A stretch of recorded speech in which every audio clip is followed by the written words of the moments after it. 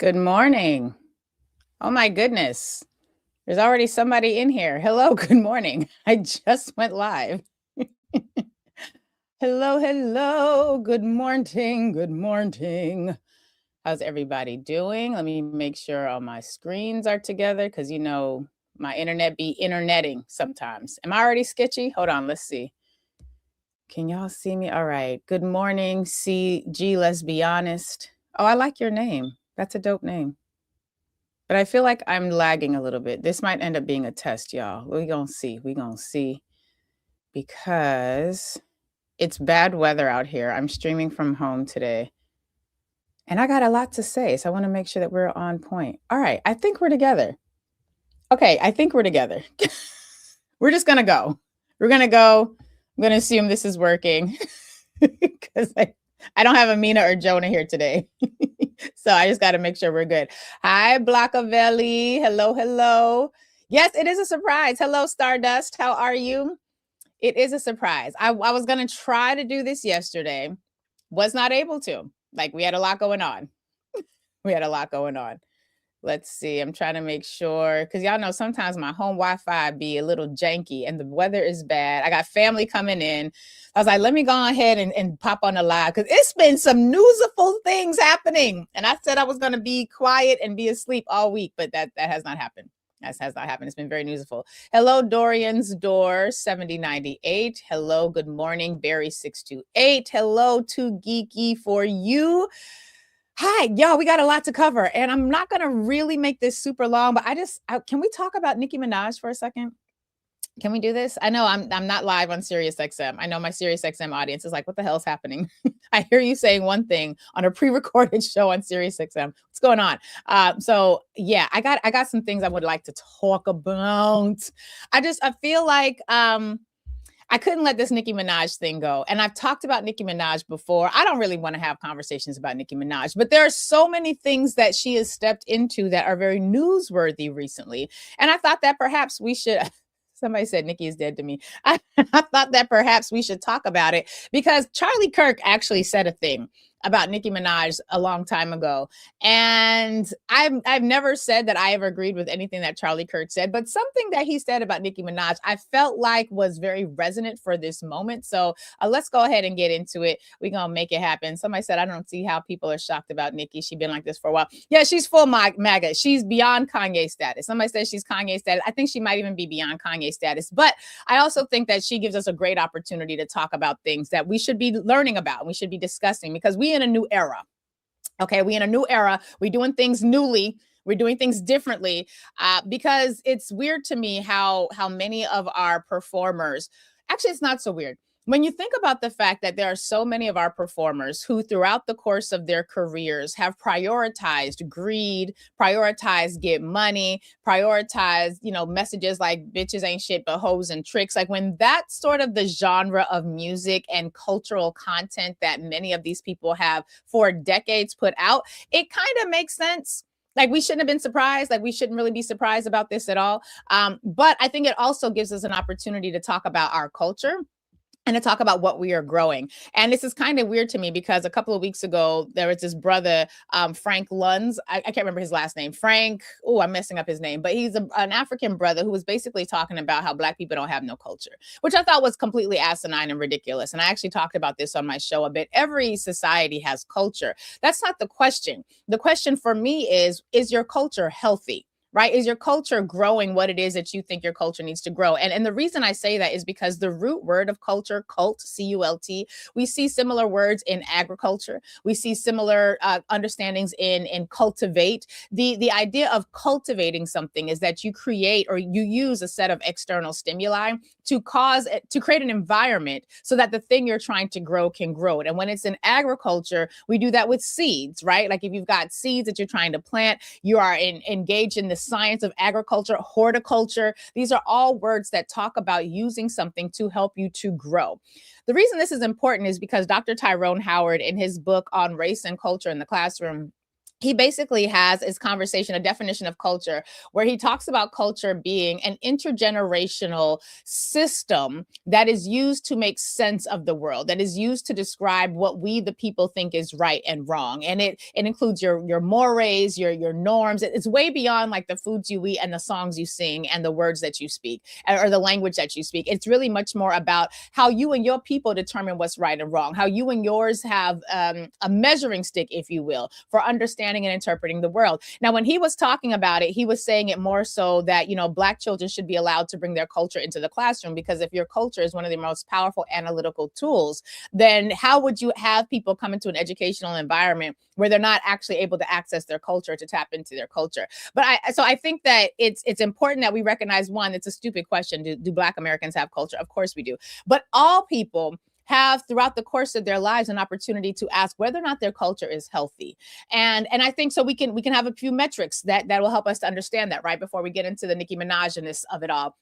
But if your culture is healthy, it's a culture that allows you to take a small child, a baby, and create a set of stimuli around said baby. And as the baby is matriculating and going through childhood, through adolescence, through adulthood, that baby is crystal clear about what makes a good you, like what makes a good person from your community. So when I think about this with my Jewish brothers and sisters, and yeah, I don't like doing comparison between our culture and other people's cultures, but there are times where we can look to how other people have navigated similar challenges and see what they did. And so when I think about my Jewish friends, like they, from the time they were babies, they go to Hebrew school. That is one of their cultural tools. And that is a cultural tool that their community uses to say, this is what a good Jew looks like. This is what a bad Jew looks like. Don't be one of them, be a good one. So don't be a Stephen Miller, be a Rebecca Gratz, right? And they use their culture to train young Jewish babies who then become young Jewish children, Jewish adolescents, Jewish teenagers, Jewish adults. You train them into their language, their history, what's important for you as a people. And that's how you tell them what's right and what's wrong. That's how you decide what makes a good Jew, what makes a bad Jew. And so we should ask ourselves, somebody said RIP to C. Dolores Tucker. Listen, the older I get, the more I be like, see, Dolores Tucker might have been on one, but she was on one, right? Like she might have been a little cuckoo for Cocoa Puffs on some things, but she was absolutely correct on some other things. So yes to that. Shout out to you for raising her name in this moment, Blockavelli. I appreciate that. And so we got to ask ourselves, what makes up our cultural output, right? What are the cultural tools that we use? And are the cultural tools that we use helping us to raise good Blacks? Like, as a result of participating in Black culture, do young Black people grow up and espouse the sorts of values we want them to have? And maybe those values are that we work together. Maybe those values are that we uplift each other. Maybe the values are that we employ each other, we defend each other. Maybe the values are like the Kwanzaa values, right? We're in unity, we have self-determination, we have collective work and responsibility, we have cooperative economics, we have a sense of shared purpose, we use our creativity, and we do all of it with faith. Like, those are values that our culture may or may not be supporting. That's one of the reasons why Kwanzaa is so important as a cultural tool, because it allows us to think about how we inculcate the values that we desire. Now, we can quibble about whether or not Black American culture is producing the sort of Black adults that we want to see. That's a conversation worth having. And so let's look at what some of our cultural elements are. We've got, for example, our music. Right? Does our music have the sort of messaging that you would want if you were raising a good Black? Right? Does our food, for example, and these are just cultural elements, right? And you can put them in the chat, things that we look to in terms of cultural elements. Does our food allow us to grow up and be healthy Black people who have been eating healthy Black foods, right? And maybe it does, maybe it doesn't. I'm not making a statement. These are the questions we should ask.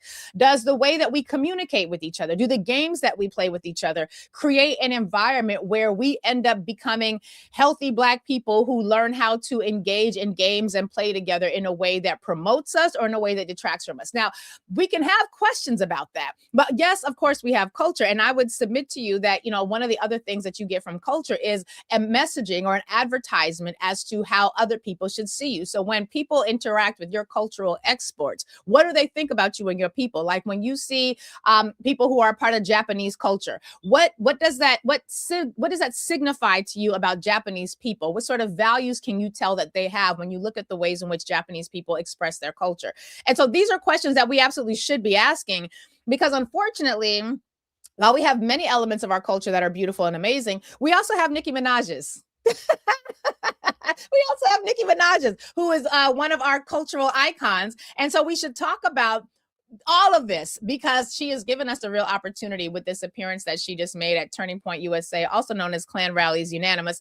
She's given us a real opportunity to talk about her as a culture warrior, perhaps as a culture vulture. But I think this is an important conversation that we should have. And I had some other stuff I wanted to say about the economy, but I'm really not going to get to that because I really think this conversation is a bit more important. And yes, the economy sucks. Yes, everyone who is getting polled now trusts the Democrats to do more than it for helping them than they do the Republicans. All this data is coming out. Yes, they screwed up the release of the Jeffrey Epstein files. They screwed it up so much that you can literally go into many of the Jeffrey Epstein files, copy the text, even though they redacted like 90% of it, you can copy the text and put it in a notes app, and then the redactions disappear because your government is so fucking stupid that they are full of white entitled incompetents who didn't even know how to redact properly. A black could never. I'm just saying that these are things that we should say. Someone said cultural icon. Yeah, I think we can say Nicki Minaj is a cultural icon. Just circling back to that conversation. We may not like what she's been iconicized into. We may not like the message, but I think we can definitely say she's a cultural icon. Oh, yes. And thank you, the Thunder Sound. Please like and subscribe and share. I'm not rushing the way I usually am when I'm doing this live on air because I don't have a hard commercial break that I have to get to, but I do have some family coming in. So I'm trying to get this done before they get here. So please like, subscribe, and share widely. So yeah, all these things are happening with the economy. Like if you are unemployed right now, I'm gonna need you to stay employed because you have like a 4% chance of having your resume even screened by somebody who's a human being in this current rate of reality. The manufacturing has lost tens of thousands. The jobs, the economy is terrible. Just I was gonna get into it. I got some clips and whatnot to talk about it, but we ain't got time for that, child. And I'm more interested in this conversation because I think there is a real moment that we can make in this. And I want to be clear that Turning Points USA is a white nationalist organization. It's a white Christian nationalist organization. And it's an organization that, frankly, we should not be surprised at how they move, how they operate, because they've been very clear about who they are and what it is that they want to promote, how it is they want to navigate through the world. Like they are very, very, very intentional about their culture and the culture it is that they are trying to permit. Now, JD Vance and a number of Republicans now make Turning Point USA visits part of what they do. And if you are a Republican and you're not going into these spaces, chances are you are not also appreciated by MAGA. The challenge that we have is what's coming out of these Turning Point USA conversations. So I want to pull up for you just a little bit. This is one example. This is JD Vance and a conversation that he wanted to have at Turning Point USA. And this is speaking to the point I'm making as to the fact that they are a white nationalist organization. And I want you to pay attention to what JD Vance is saying here, because he's really speaking to some of the challenges that white culture inhabitants are experiencing. Now, I want to be clear. I'm not talking about white people. Let me make sure I get this up so it doesn't interrupt me while I'm talking, because y'all know I'm doing this on my own. Hold on. Pause it. Okay. I'm not talking about individual white people.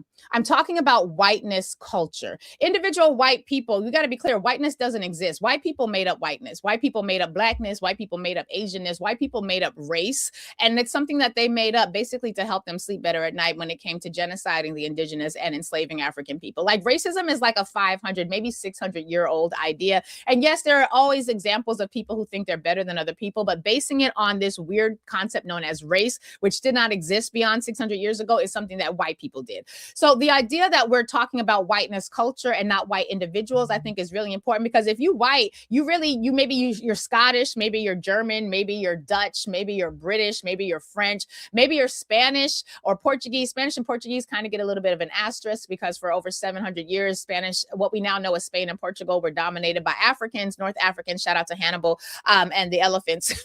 Always shout out to the elephants. But basically, somebody said, I thought we weren't going to see you live until after the new year. Yeah, it's too much happening. It's too much happening. That's why I decided to come on. And y'all want to talk about her. Okay, we can also talk about Nicki Minaj's heritage, but that I think will get rolled into this conversation as well. But when we're talking about white people, we're not talking about Scots, Brits, French, Dutch. We're talking about whiteness culture, this weird thing that white people created so that they could justify doing a lot of evil shit to everybody else who wasn't a part of their crew.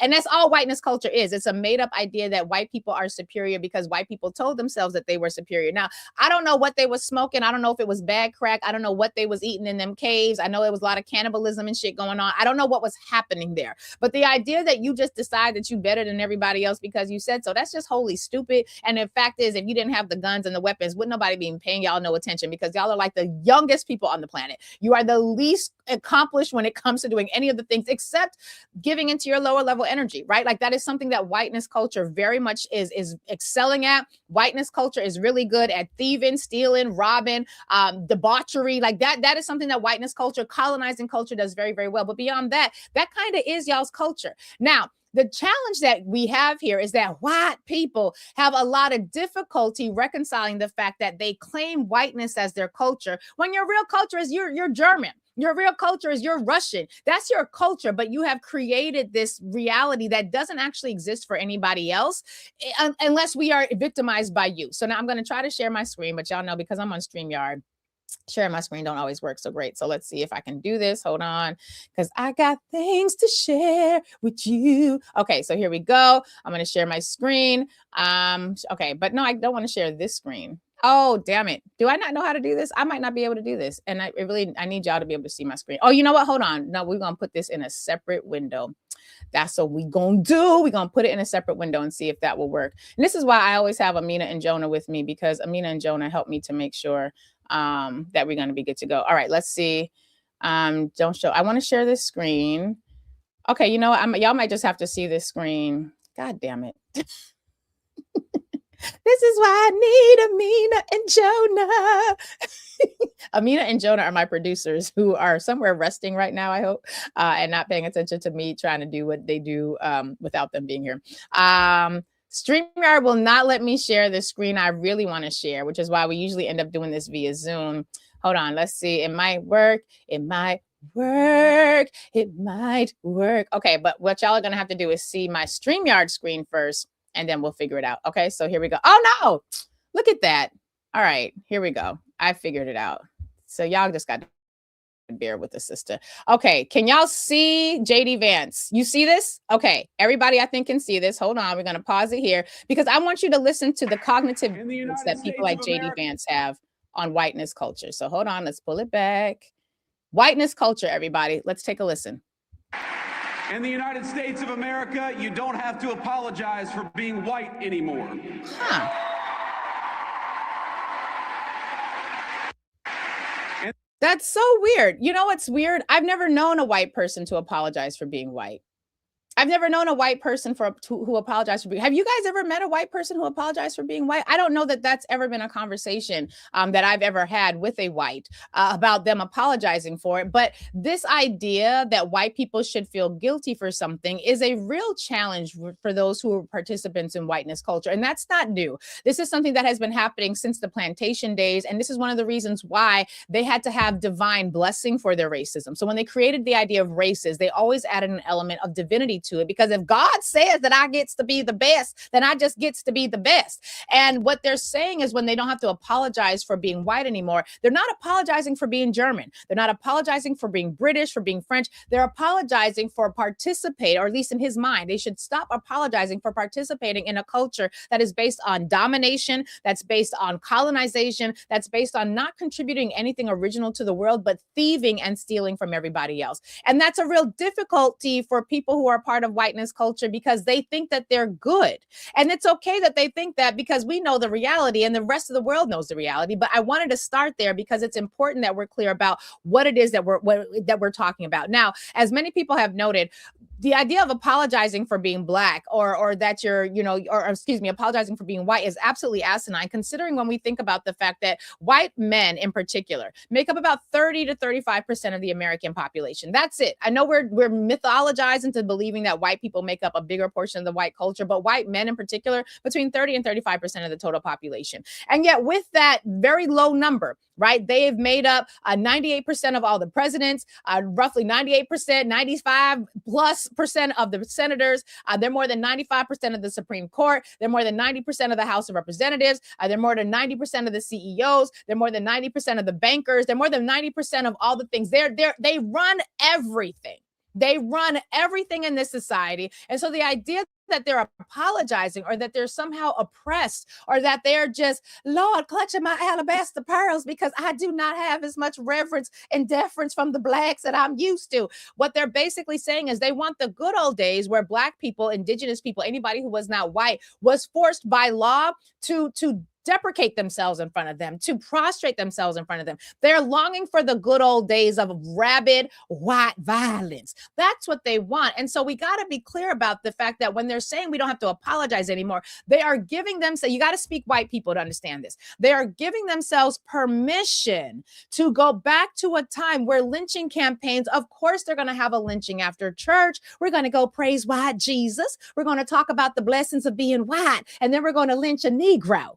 And that's what they did. They would go to lynchings after church on Sunday. They would center white violence as a declaration of how godly they were. So when a J.D. Vance is saying we don't have to apologize for that anymore, what J.D. Vance is actually saying is we're going to do this again. So this is a warning signal. If you don't speak whiteness culture, it's something that you might have missed. You might have just thought, what are they fucking whining about? They're always whining about something. They got everything. They took everything and they're always whining.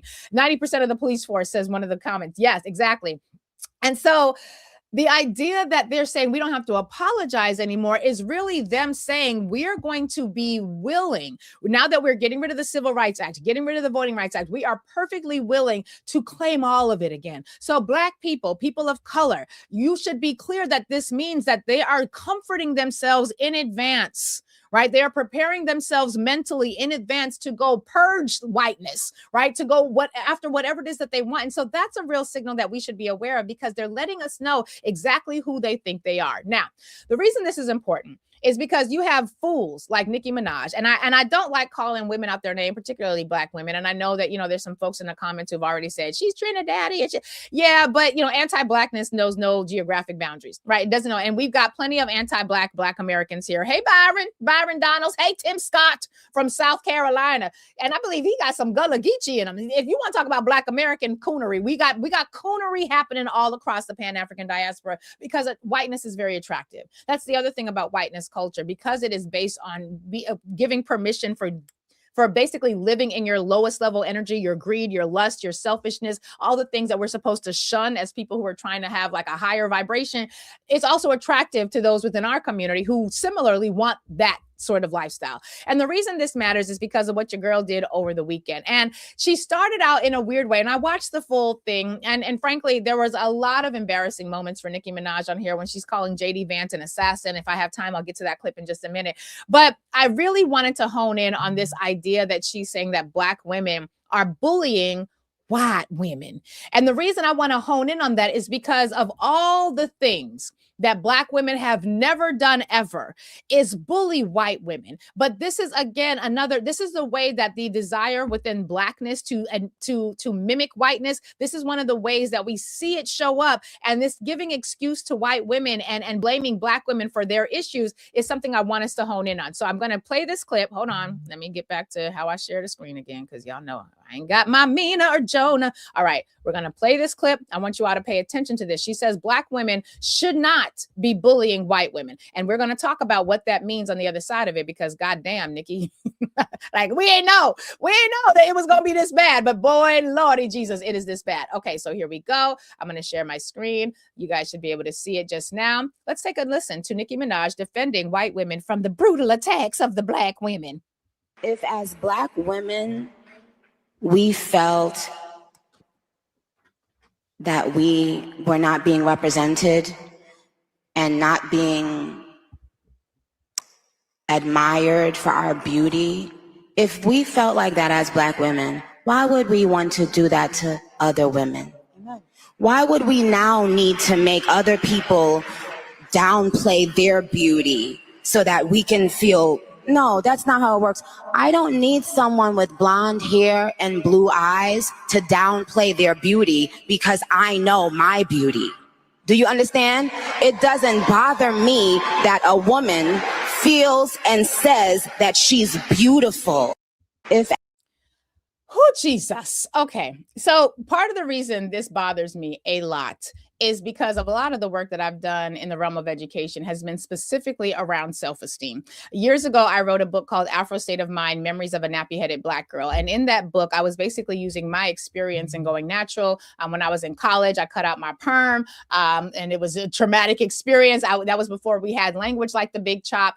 And basically, I used my story in going natural as a metaphor for understanding how Black people got into the condition that we're in. I did it this way because I know that a lot of us don't like reading, unless it's something like a personal narrative type story. A lot of us don't like history. And so I was like, well, how can I use my story as a mirror or a window through which we could have a better understanding, really almost even a magnifying glass, for how we could better understand what was happening within our communities and how it is that Black people got into the conditions that we're in. And one of the sections in that book, and again, the book is not available in print. I think you can still get the ebook. But yeah, it's a dope book. And at some point I'm going to put out a second edition because there's been so much that happened since 2013 when I put the book out. But in that book, I spent a lot of time talking about sort of the psychosis that I was going through as a young Black child. And for those of you who have ever grown up in a Black body, you know that even if you had light skin privilege, which I do, you are still taught to believe that you having even greater lighter skin was going to be necessary. And the thing that happened with me was that I have very kinky coily hair. And I know I've got locks now and y'all can't really see it, but like my afro be afroing, okay? I have a dope ass afro. And if you look for Lurie Daniel Favors afro, the images that will show up for you are clear. Like I got nappy ass hair. And I know people, I shouldn't say nappy ass. I love saying nappy, but I think nappy ass is probably, no, I don't want to say that. Let me strike that from the record. But I have very nappy, kinky, coily, textured hair. And I was always very proud of my hair until that's not true either. I often was ashamed of my hair because of the way in which it would show up when I was a much younger person. I became much more proud of it once I got older. But just to give y'all a sense, because I know y'all be thinking light-skinned people, we don't have these struggles. And I get why we think that's not a problem. Ain't no problem. But I want you to see what my hair looks like so that we're all on the same page when I'm talking about what it was I was experiencing. So if you look over here in the right, all these pictures over here, these are all me. This afro, the big twist out, the kinky coily, all of this is me. And I share that because a lot of times, again, we think that heritage means one thing. We think that culture means another thing. So I just want us to be clear about what it is that we're talking about when I'm talking about my hair texture. And the reason this was important for me is because I had every Jerry curl that you had in the book. Child, I had the Hawaiian silky, the California curl, the carefree curl, the leisure curl. I had every curl you could have because I believed, as did nearly every other Black girl that I had ever known in life ever, that my hair, the way it grew out of my head, was gross.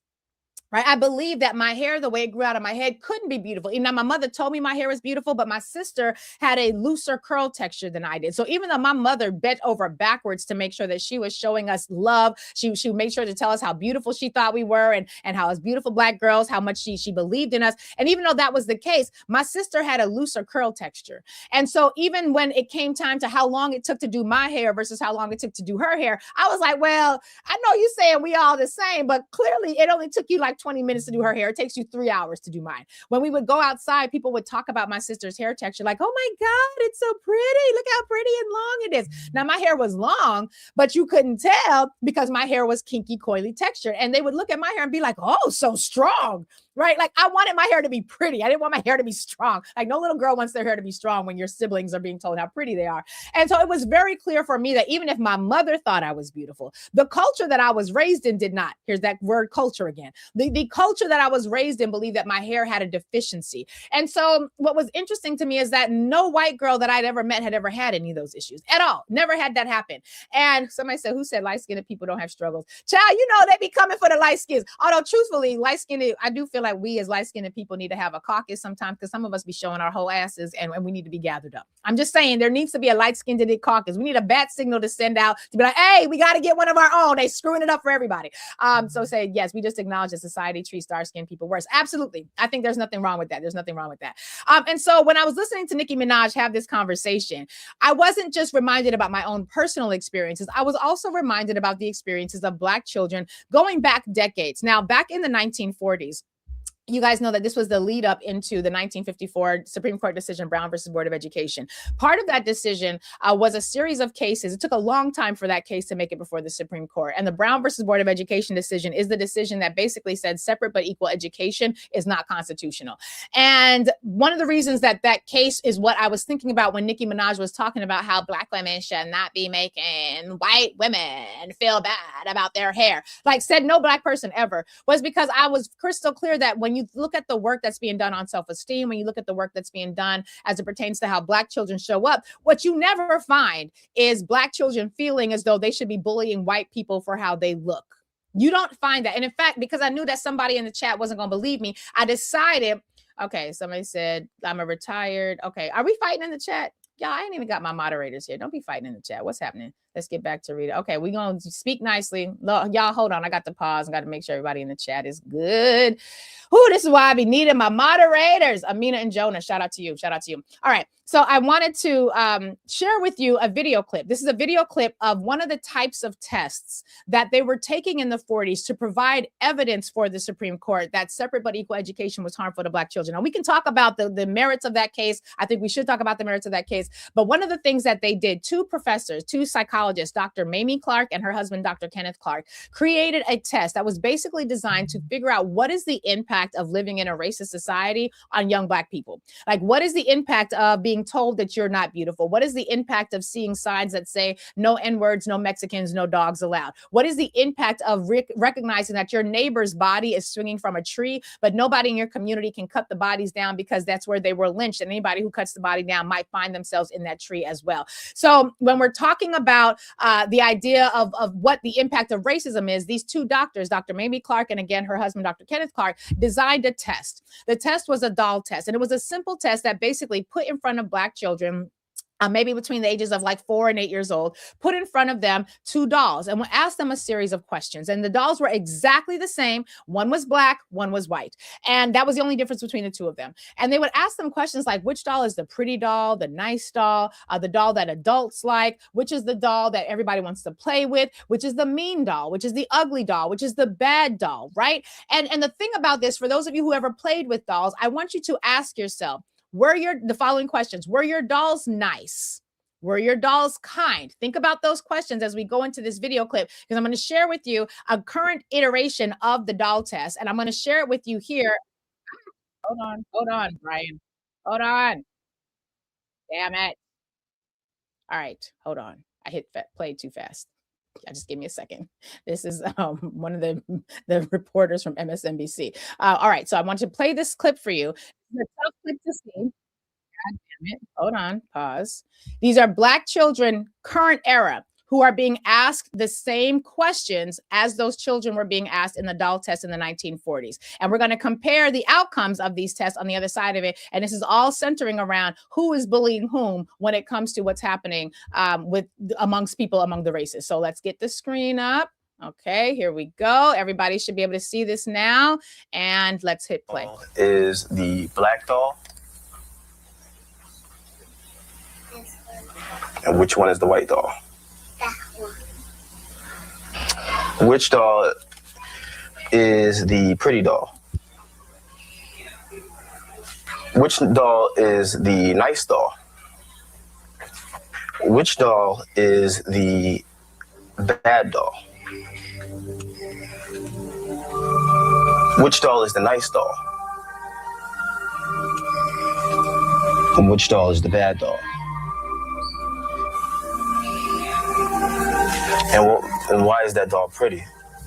Because he's white and he has 2 eyes. Which doll is the ugly doll? Why is that doll ugly? Because he's Black. Which doll looks most like you?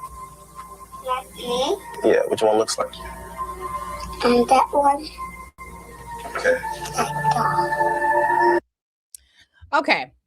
I wanted to share that clip, and I share this whenever I do workshops for parents or professional educators and whatnot, when I'm talking about the baggage that children bring into the classroom. Nobody had to sit those little 6, 7, 8-year-old children down and say, bad dolls look like this and good dolls look like that. And the reason I asked the question, for those of you who played with dolls, were your dolls nice? Were your dolls mean? Were your dolls kind? And often when I ask this question in a workshop, people will sort of stumble a little bit and they'll be like, well, I mean, no, I mean, not really. Right. Of course, your dolls were not mean or kind or hurtful, because dolls are inanimate objects. They have nothing, they emote nothing unless except what you project onto them. And the reason I wanted to share that is because that clip was taken, that was in like the early 2000s, mimicking the very same test that Dr. Mamie Clark and Dr. Kenneth Clark had conducted with these children as a part of their establishment of the body of evidence as to the harm of racism on Black children. Now, the challenge that we have is that if this were only messages that Black children have, that would be one thing, right? If these were only messages that Black people were taking in, that young Black people were being taught to believe that for some reason that white doll represents what's good, what's kind, what's smart, what's intelligent, the doll that the adults want. If it were only Black children getting that messaging, that would, I guess, give us room for conversation about what sorts of culture are we producing that is reaffirming that for them. But it's not just Black children who get that message. And in fact, you can go on YouTube right now, not right now, you should be liking, subscribing, and sharing this video right now, but you can go on YouTube right now, type in the words doll test, and you will see other versions of the doll test that have been done all across the world, because white supremacy, this idea that white people created that said they were better than everybody else simply because they said so, that is a nationwide, that is an international thing. And so I wanted to also play for you, coming out of that same series that MSNBC did before they're now, I guess they're not MSN now. I want you to look at this video clip from a very similar conversation. Hold on, let me hit pause because I can see it's already about to start going. Hold on, Anderson Cooper. That was his name, Anderson Cooper. I think I called him Brian something. I want y'all to take a listen to this next clip. This is white children. This is at a mixed school. These are white children. Damn it. These are white children and Black children and children of a variety of races who are being asked the same thing. I have seen this video done in Spanish, done in Mexico. I've seen it done in Italy, in Italian. I've seen it done in languages all across the globe. And I want you to be crystal clear about something. The anti-Blackness that Black children are subjected to is also something that all the other children on the planet are as well. I want you to watch this screen, and then we're going to talk about y'all's sister friend, Nicki Minaj, because we got some things that we're going to have to say. So this is the AC360 doll test study. Let's take a listen.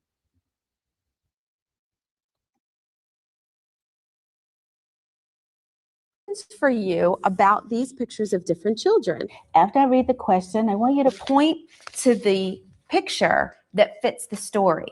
Are children colorblind in America? Show me the smart child. Show me the mean child. Can you show me the dumb child? Show me the nice child. Is bias measurable even at an early age? Why is she the bad child? Because she's black. And why is he the ugly child? Because he looks like he's white. Why is he the dumb child?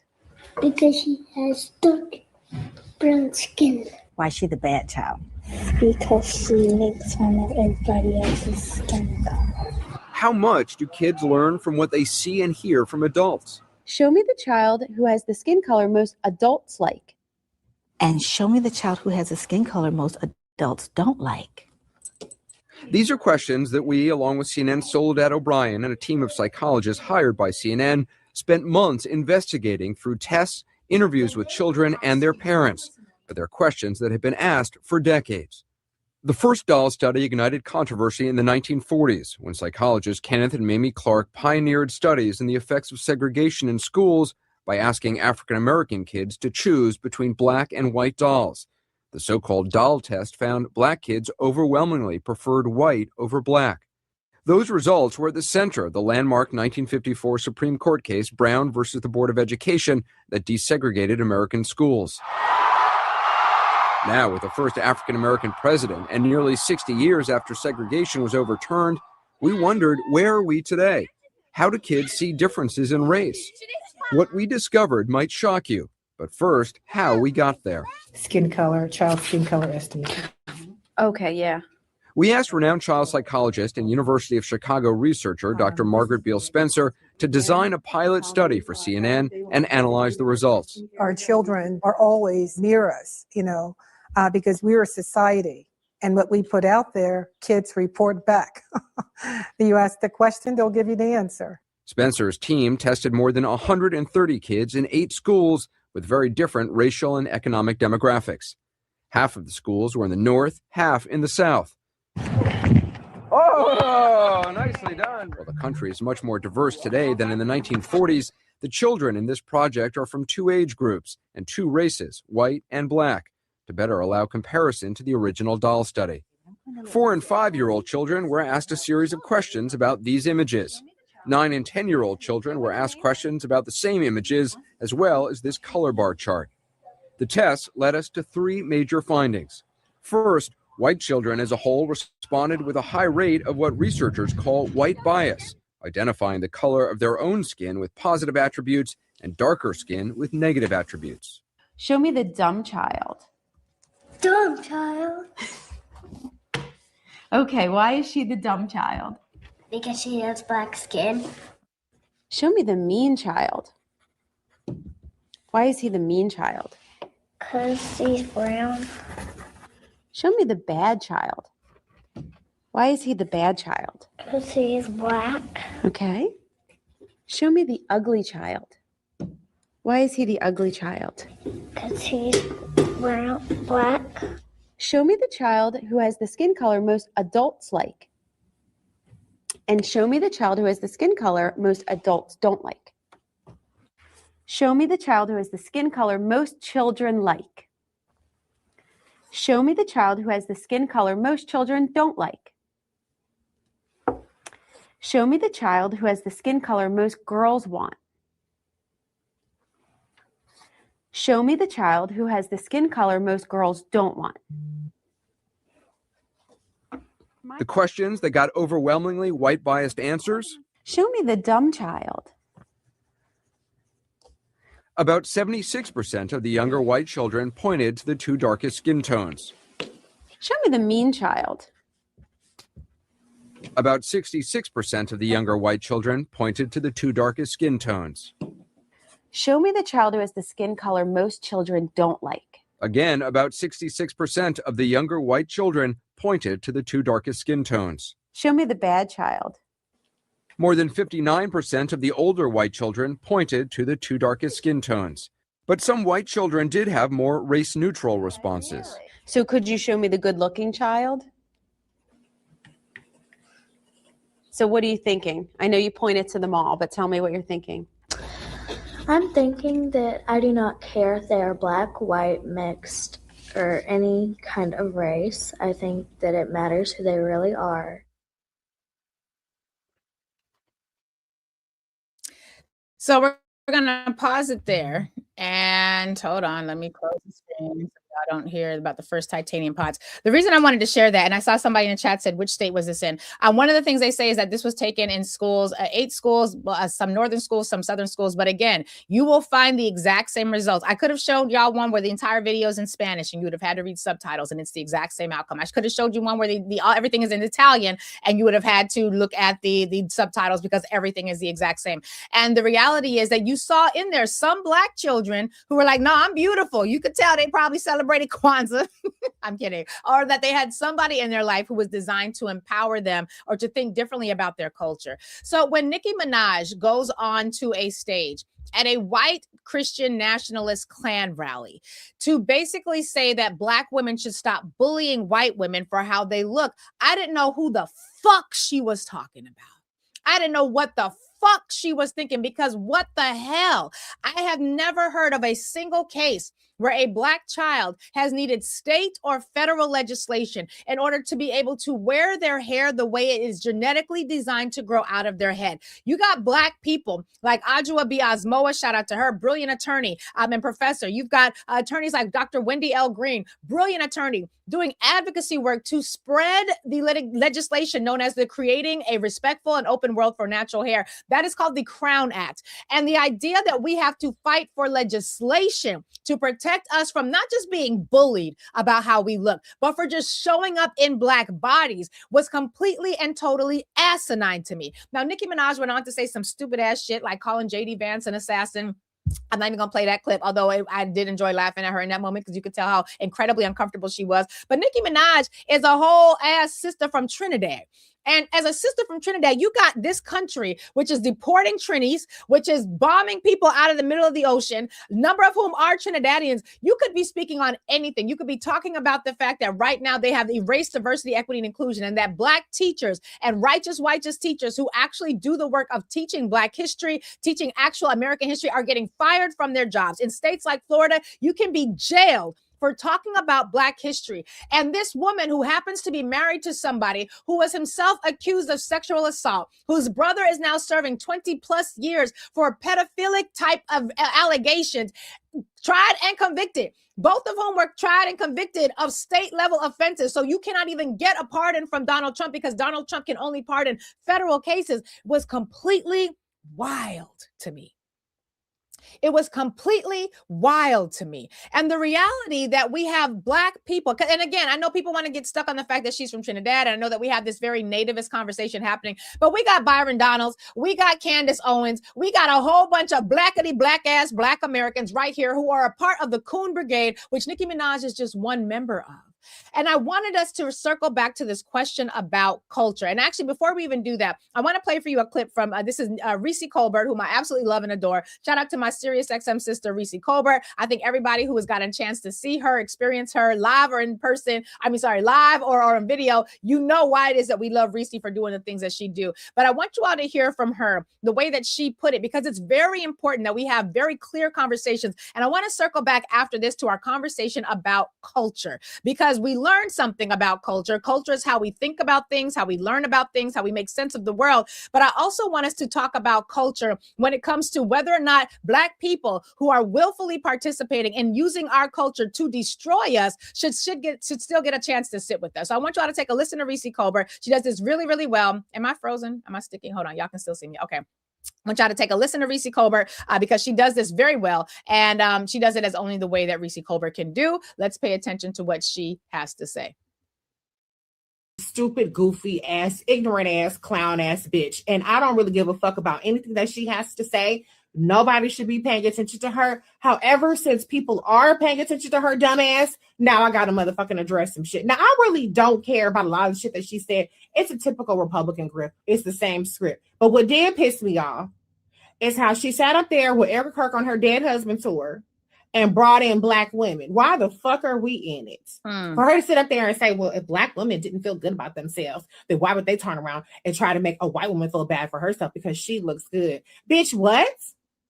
The idea that Black women are somehow bullying white women when Black women be over here minding our motherfucking business is stupid. The biggest bullies of white women are not Black women. It's actually white women and white men. White men are the ones passing these motherfucking laws to make them baby incubators. That's allowing child marriage to come through, all that ancestry shit that got going down in some of these states. Child labor. Y'all the ones that they taking away DI, which white women benefited from the most. So why the fuck are Black women in it? If you go to any discussion that Black women are having about Black beauty, don't involve white women. If you go pick up a fucking Essence magazine, Every magazine, Jet magazine, whatever the fuck, we over here mind our Black ass business, talking about our hair, our face, card never declining, and the things that worry us. Mind you, we definitely got bigger motherfucking fish to fry than goddamn whatever white women got going on. Shit, 300,000 Black women lost their jobs under Trump. 800,000 Black women are unemployed. You could get up there and talk about that shit, bitch. But no, you trying to sit up here and make us out to be bullies. But let me ask you a motherfucking question. Name the law that white women need in order to wear their hair the way that their hair naturally looks. It doesn't fucking exist. On the other hand, Black women and Black men, we need the Crown Act. We need the Crown Act so that we can wear our hair the way that it naturally looks when we go on a job interview or when people go to school, so that they don't have to cut their locks in the middle of a fucking wrestling match in order to continue playing. That's why we need the motherfucking Crown Act. So if anybody is being restricted from looking and feeling good the way that we naturally do, it will be Black people, not white women, bitch. And so, like I said, can't nobody do it like Reese, and that's one of the reasons why I actually love her and rocks with her always. Can't nobody say nothing about my Reese. That's my Reese Goldberg.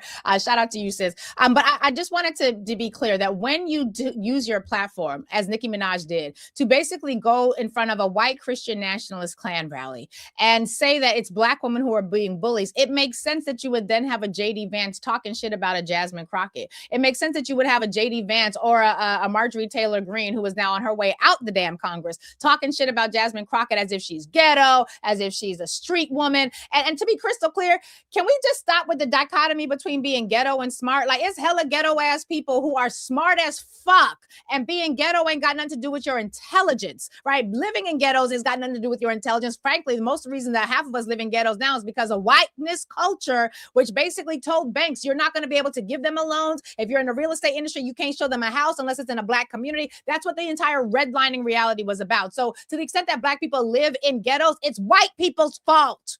Okay, whiteness culture, not the righteous whites. It's not the Germans' fault. It's not the Dutch's fault. It's not the French's fault. It's whiteness culture's fault that we're in this situation in the first place. And so when I heard what J.D. Vance was saying about Jasmine Crockett at this very same white Christian nationalist Klan rally, I was reminded again of Charlie Kirk, who, as you heard there, what she said that Erica Kirk is on her dead husband tour, and that almost took me out because, my God.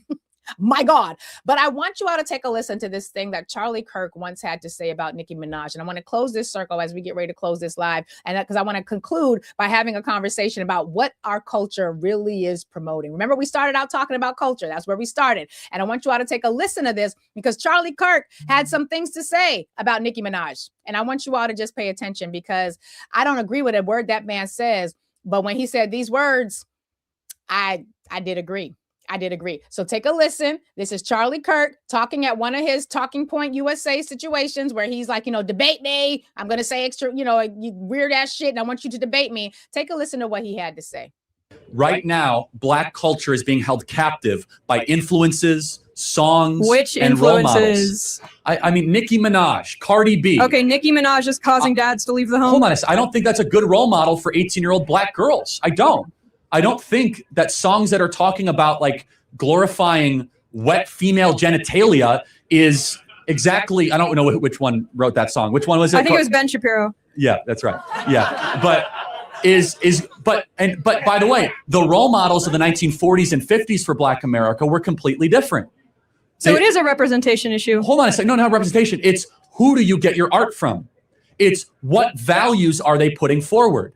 It's the question of every day, for example, more times than not, Black politicians will lament the condition of America. It's systemically racist. It's terrible. What does that do to a 14-year-old Black kid if you just find that you hear that everything is rigged against you? Instead, they should be saying, hey, there might be some barriers, but if you believe in yourself enough, you can achieve in this country. So I don't agree with anything that Charlie Kirk says, except this one part. Because we do have culture. And remember, I talked about at the beginning, somebody said to his wife stage right, listen.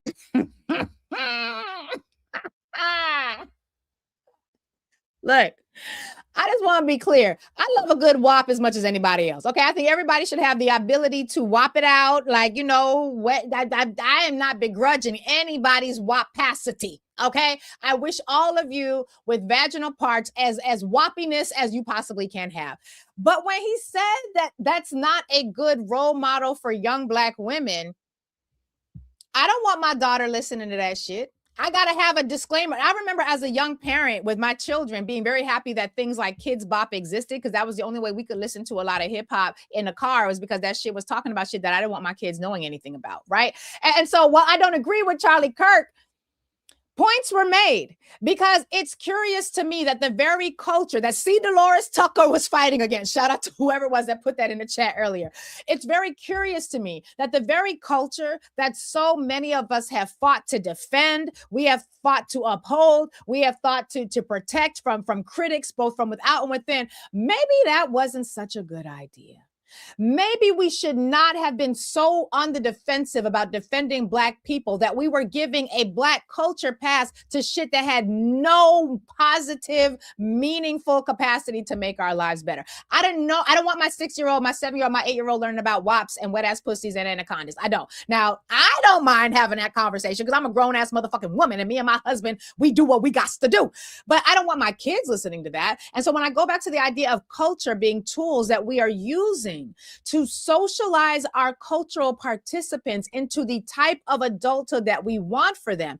Maybe we should not have been defending people like Snoop, who was perfectly willing to have Black women on dog chains coming up on stages. Maybe we should not have been so willing to defend people who are willing to profit off of messages that said Black women ain't shit but hoes and tricks. Maybe we should use this as an opportunity, as opposed to just coming for Nicki Minaj, which we definitely should do because she on some fake ass bullshit right now.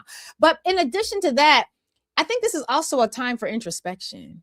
I think maybe this is also a time for us to realize that we have given a fucking lot to hip hop culture, and these motherfuckers have not upheld their end of the bargain. We ain't got no, and I don't mean to quote an Umar Johnson without his actual clip, but I ain't got this clip. But I remember seeing clips of Dr. Umar Johnson, who I know is controversial in his own right, but saying things that made a whole lot of fucking sense, like all the shit we've done given up for hip hop, the dead bodies that we done given up for the streets, the drug trafficking that we have normalized, and talking about who cooking in the fucking kitchen, and we have normalized that shit and made it okay. We have given a lot for this culture that seems to right now be led by people who don't give a fuck about us. When I saw Snoop went from fuck Donald Trump in the first term to needing his homie to get a pardon and being all up on Trump's dick in the second term, maybe that was not a bargain we should have made. When we see people like a Kodak Black or, and I know that 50 Cent is everybody's favorite right now because he got this documentary out, but at some point somebody could do a documentary about 50 and are we going to still feel the same?